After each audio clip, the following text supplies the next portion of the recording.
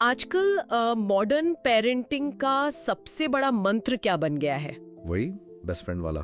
हाँ, बिल्कुल। हर जगह यही सुनने को मिलता है कि माँ बाप को ना बच्चों का बेस्ट फ्रेंड होना चाहिए, उनके सामने एकदम खुली किताब बन जाना चाहिए, ताकि दोनों के बीच कोई जनरेशन गैप ना रहे और सब कुछ शेयर किया जा सके। राइट। लेकिन जरा इस बात को एक अलग नजर से सोचकर देखिए। क्या होगा अगर यही सोच, यही खुली किताब बनने की जिद एक परिवार की जड़ों को अंदर से पूरी तरह खोखला कर रही हो? ये सवाल ना जितना कड़वा है इसके पीछे का साइकोलॉजी उतना ही गहरा है। हम अक्सर ये मान बैठते हैं कि प्यार का मतलब है कोई बाउंड्री ना होना, कोई पर्दा ना होना। लेकिन जब हम इस बेस्ट फ्रेंड वाले कॉन्सेप्ट को ग्राउंड लेवल पर देखते हैं ना, तो सच्चाई कुछ और ही नजर आती है। असल में 90% माँ बाप अनजाने में ही अपने बच्चों की नजरों में अपना वो सम्मान खुद ही खत्म कर रहे हैं, जो एक हेल्दी फैमिली की बुनियाद होता है। Oh wow, 90%। बिल्कुल। और सबसे खतरनाक पहलू ये है कि इस नुकसान का एहसास उन्हें तब होता है जब बहुत देर हो चुकी होती है। सही बात है। और इसी अहम मुद्दे को गहराई से समझने के लिए आज के हमारे इस डीप डाइव में हम एक बहुत ही दिलचस्प और थोड़े डार्क नजरिए पर बात कर रहे हैं। एक YouTube चैनल है डार्क नीति नाम का।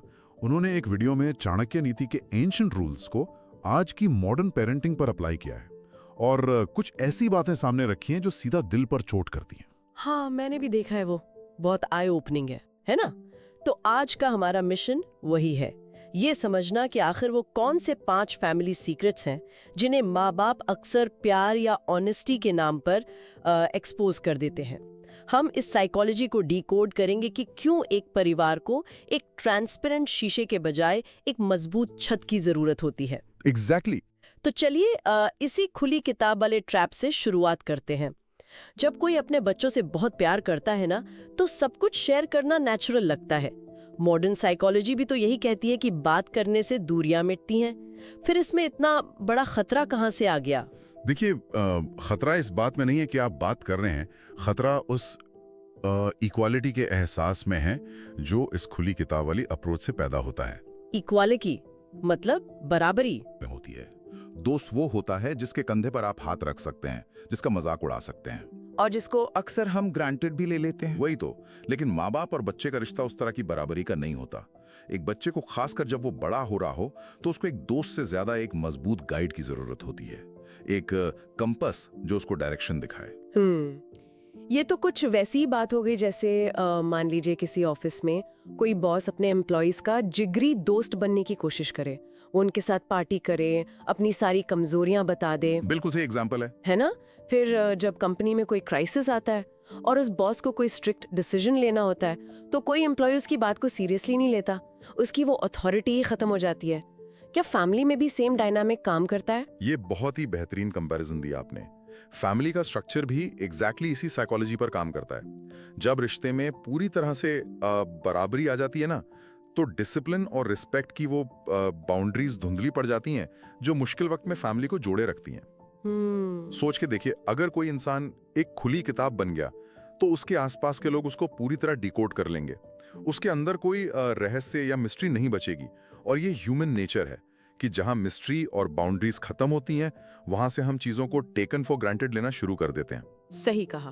प्यार अपनी जगह है, लेकिन फैमिली को सेफ्टी का एहसास देने के लिए पेरेंट्स की पर्सनालिटी में थोड़ा ठहराव, थोड़ा रहस्य और एक क्लियर बाउंड्री होना बहुत जरूरी है। ये पर्सपेक्टिव तो पूरी तरह से उस सोच को पलट देता है कि डीकोड हो जाना एक अच्छी बात है। असल में ये ओवर शेयरिंग ही रिस्पेक्ट को कम कर रही है। तो अगर हम डार्क नीति के उन 5 सीक्रेट्स की बात करें जो हर हाल में छुपाने चाहिए, तो इस लिस्ट में सबसे पहला राज क्या है? पहला और शायद सबसे सेंसिटिव फैमिली सीक्रेट है घर की असली फाइनेंशियल कंडीशन और तिजोरी का पूरा सच। अच्छा। हाँ, चाणक्य नीति बड़ी क्लैरिटी के साथ कहती है कि बच्चों को कभी भी अपनी फाइनेंशियल रियलिटी का पूरा डिटेल, अपना बैंक बैलेंस या अपनी टोटल प्रॉपर्टी का हिसाब किताब नहीं देना चाहिए। एक मिनट, यहाँ मुझे थोड़ा कंफ्यूजन हो रहा है और शायद सुनने वाले भी यही सोच रहे होंगे। अक्सर तो फाइनेंशियल एडवाइजर्स भी यही कहते हैं ना कि बच्चों को घर की फाइनेंशियल कंडीशन पता होनी चाहिए ताकि वो पैसों की वैल्यू समझें। अगर उन्हें ये पता हो कि उनके माँ बाप के पास एक अच्छा बैंक बैलेंस है, तो क्या ये उनके लिए एक सेफ्टी नेट की तरह काम नहीं करता? कल को जब वो रियल दुनिया में जाएंगे तो वो कॉन्फिडेंट रहेंगे कि उनके पीछे कोई खड़ा है। और देखिए, यही तो वो ट्रैप है जिसमें आज के पढ़े लिखे लोग फंस रहे हैं। जिसे हम सेफ्टी नेट समझ रहे हैं ना, वो असल में बच्चे की स्ट्रगल करने की भूख को जड़ से मार देता है। स्ट्रगल करने की भूख? हाँ, जब एक बच्चे को ये एहसास हो जाता है कि घर में बहुत पैसा है, बैकअप है और उसका फ्यूचर पहले से ही फाइनेंशियली सेफ है, तो उसका दिमाग इस इंफॉर्मेशन को मोटिवेशन की तरह नहीं लेता। वो इसको एक लाइफ टाइम गारंटी की तरह प्रोसेस करता है। ओ, ये तो एक वीडियो गेम के उस चीट कोड की तरह हो गया ना। अगर आपको गेम शुरू होते ही अनलिमिटेड लाइफ और कॉइन्स मिल जाएं, तो आप उस गेम को 10 मिनट में ही बोर होके बंद कर देंगे। एग्जैक्टली। आपके अंदर वो गेम जीतने की कोई इच्छा ही नहीं बचेगी क्योंकि चैलेंज तो खत्म हो गया। लाइफ और करियर की भूख भी शायद वैसी ही है। बिल्कुल उसी चीट कोड की तरह उस बच्चे के सबकॉन्शियस माइंड में आलस घर कर जाता है। और यहाँ से साइकोलॉजी का एक बहुत ही खतरनाक वर्ड पैदा होता है, एंटाइटलमेंट। एंटाइटलमेंट यानी मुफ्त का हक समझना। सही कहा। उसे लगने लगता है कि माँ बाप की हर कमाई, हर प्रॉपर्टी पर सिर्फ और सिर्फ उसका हक है। उसकी एक्सपेक्टेशंस बिना मेहनत के ही आसमान छूने लगती हैं। अब सोचिए, एक ऐसा बच्चा जिसे पता है कि घर में पैसा है, अगर उसे किसी महंगी डिमांड के लिए मना किया जाए तो उसका रिएक्शन क्या होगा? वो तो यही सोचेगा कि पैसे तो पड़े हैं, फिर मुझे क्यों नहीं मिल रहे। वो सेविंग्स या फ्यूचर प्लानिंग को थोड़ी ना समझेगा, बल्कि पेरेंट्स को ही कंजूस और अपना दुश्मन मानने लगेगा। और सच में ऐसा होता भी है। बच्चे का दिमाग उस सेविंग्स को कंजूसी का नाम दे देता है। ये तो हुई एक एक्सट्रीम कंडीशन जहां पैसा बहुत है। अब सिक्के के दूसरे पहलू पर आते हैं। दूसरा पहलू? हाँ, मान लीजिए फाइनेंशियल कंडीशन सच में बहुत खराब है। घर में भारी कर्ज है और माँ बाप रोज डाइनिंग टेबल पर अपनी गरीबी और टेंशन का रोना रोते हैं। उन्हें लगता है कि ऐसा करने से बच्चा उनका दर्द समझेगा और खर्चे कम करेगा। लेकिन इसका असर तो बच्चे के दिमाग पर बहुत बुरा पड़ता होगा। क्या हम अनजाने में उसे एक डिप्रेशन या डर के माहौल में नहीं ढकेल रहे होते? यही इसका सबसे डिस्ट्रक्टिव इफेक्ट है। आप असल में उस नन्हे दिमाग की इमोशनल सेफ्टी को तबाह कर रहे होते हैं। बच्चे दुनिया को ना अपने माँ बाप के नजरिए से देखते हैं। माँ बाप उनके लिए एक मजबूत चट्टानों की तरह होते हैं। जब वो देखते हैं कि वो चट्टान ही कर्ज और टेंशन के डर से कांप रही है, तो उनके अंदर एक गहरा खौफ और इनसिक्योरिटी बैठ जाती है। उन्हें लगता है कि कल शायद उन्हें सड़क पर आना पड़ेगा। पैसों का बहुत ज्यादा होना या कर्ज का खौफ, इन दोनों ही कंडीशंस का डिस्प्ले बच्चों के सामने कभी नहीं होना चाहिए। तो इसका एक प्रैक्टिकल सोल्यूशन क्या निकलता है? पैसों को लेकर क्या बताया जाए और क्या छुपाया जाए? बैलेंस ही इसका जवाब है। बच्चों को सिर्फ इतना पता होना चाहिए कि पेरेंट्स उनकी बेसिक जरूरतों, उनकी पढ़ाई और उनकी हेल्थ का ख्याल रखने में पूरी तरह केपेबल हैं। राइट। इसके अलावा जो भी लग्जरी उन्हें चाहिए वो उन्हें अपनी मेहनत और अपनी कैपेबिलिटी से ही कमानी होगी। पैसे का पूरा सच छुपाना कोई धोखा नहीं है, बल्कि बच्चे को इंडिपेंडेंट बनाने की सबसे बेस्ट साइकोलॉजिकल ट्रेनिंग है। ये वाकई एक बहुत ही डीप इंसाइट है। पैसों की ये सच्चाई बच्चों के लिए या तो एक आलस का बबल बना सकती है या फिर उन्हें डर से भर सकती है। बिल्कुल। लेकिन अगर पैसों का सच छुपाना इतना जरूरी है, तो सोचिए जब पेरेंट्स अपनी पर्सनल इमोशंस और रिश्तों की कमजोरियों को ओपन कर देते हैं, तब उस छोटे से दिमाग पर क्या असर होता होगा। हमारा दूसरा सीक्रेट इसी से जुड़ा है ना? जी हाँ, और ये दूसरा राज डायरेक्टली घर की शांति और उसके बेसिक स्ट्रक्चर पर अटैक करता है। वो है हस्बैंड वाइफ के बीच के पर्सनल झगड़े और आपसी कड़वाहट का सच।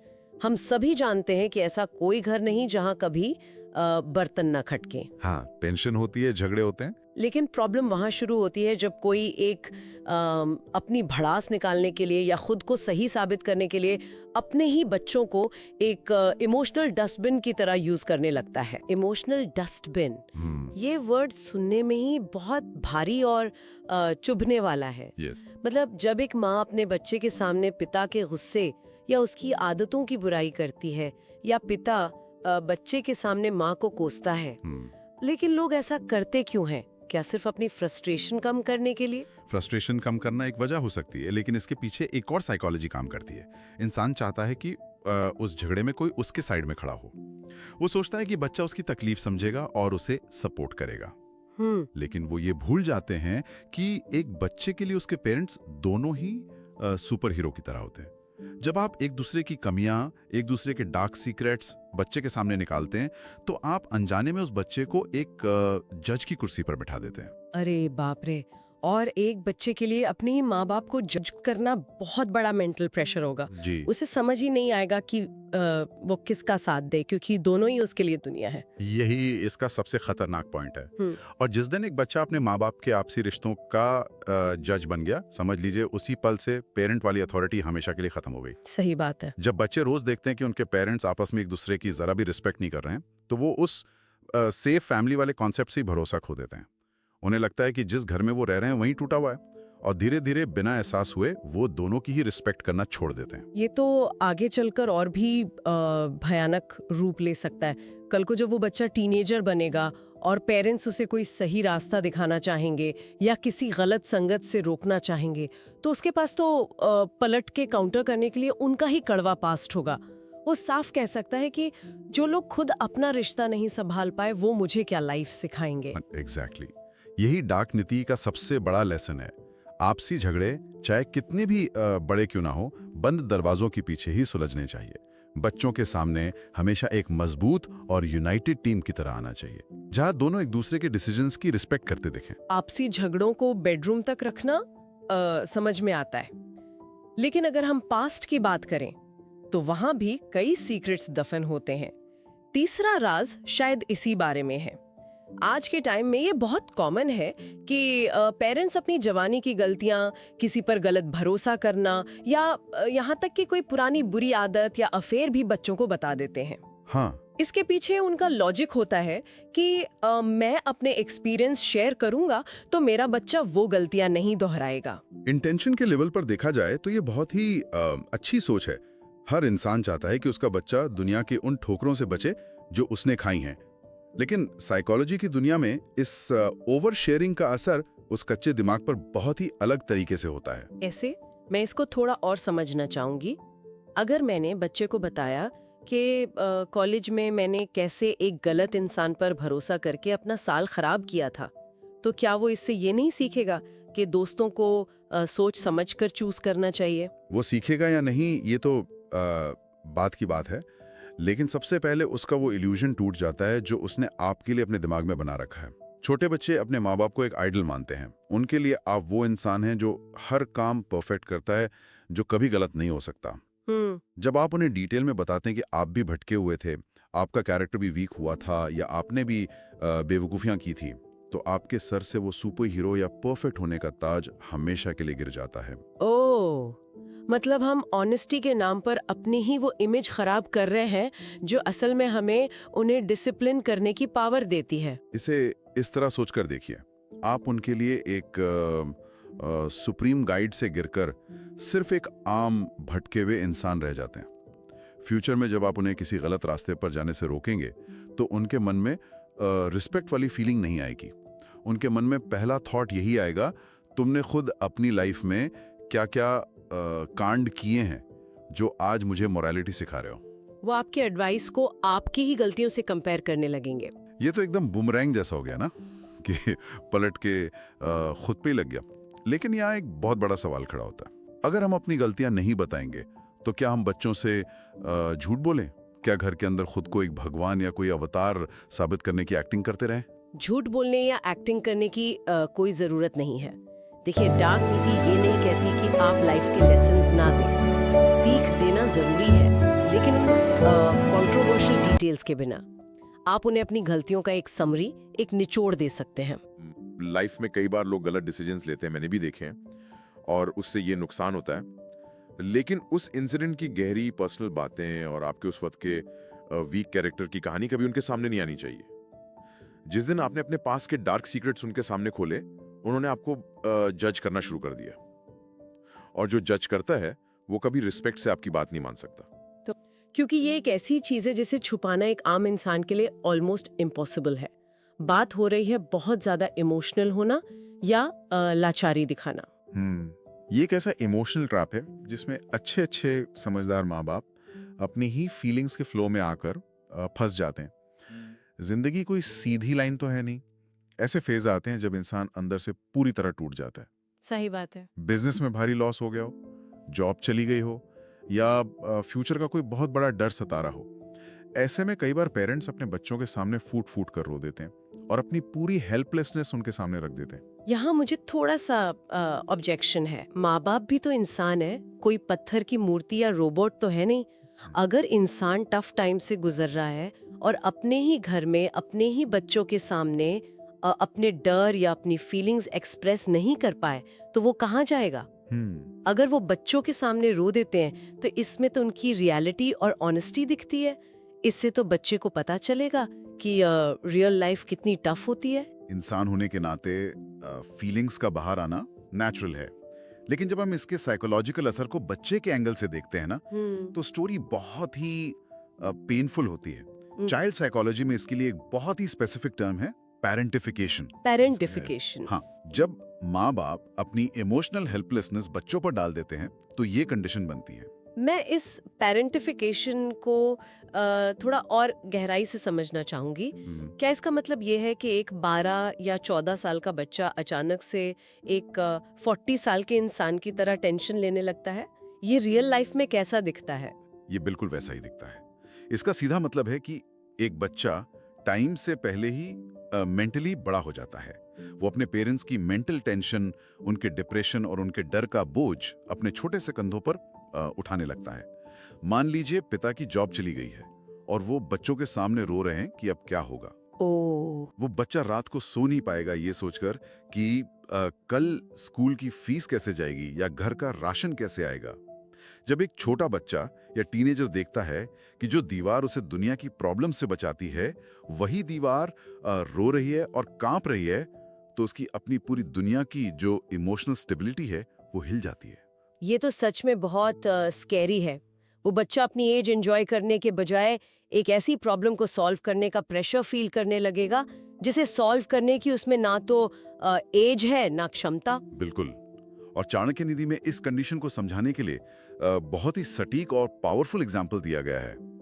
जरा सोचिए, एक सेना बैटल ग्राउंड में खड़ी है, दुश्मन सामने है और अचानक उनका कमांडर, जिस पर पूरी सेना को जिताने की रिस्पॉन्सिबिलिटी है, वो अपनी सेना के सामने घुटनों के बल बैठकर रो दे और कहे कि उसे हार से डर लग रहा है। क्या वो सेना कभी जीत सकती है? सवाल ही नहीं उठता। सेना का कॉन्फिडेंस तो उसी पल जीरो हो जाएगा। हथियार उठाने से पहले ही वो मेंटली हार जाएंगे। फैमिली का स्ट्रक्चर भी एक सेना की तरह है। फैमिली का हेड या पेरेंट्स जब बच्चों के सामने अपनी लाचारी और खौफ दिखाते हैं तो घर का पूरा साइकोलॉजिकल बैलेंस बिगड़ जाता है। और इसका एक और लॉन्ग टर्म असर होता है। क्या? जब वो बच्चा बड़ा होता है तो उसका वो डर पेरेंट्स के प्रति पिटी यानी तरस में बदल जाता है।